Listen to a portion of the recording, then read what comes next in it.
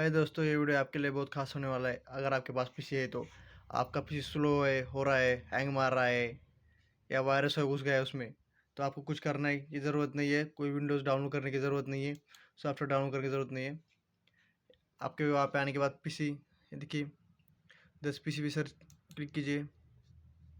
वहाँ पे आने के बाद लोकल डिस्क पे क्लिक कीजिए। फिर राइट क्लिक करने के बाद यहाँ पे देखिए पॉइंट्स नीचे आ रहा है सबसे पहले लास्ट में, उसी पे क्लिक कीजिए। फिर क्लियर डेस्क कर पे अप कीजिए। ये सभी चीज लोकल के नए इस पर लाइक एक मार्क कर दीजिए।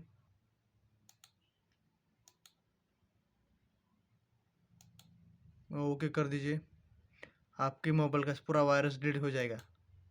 ऐसी वीडियो देखने के लिए लाइक और सब्सक्राइब कर दो।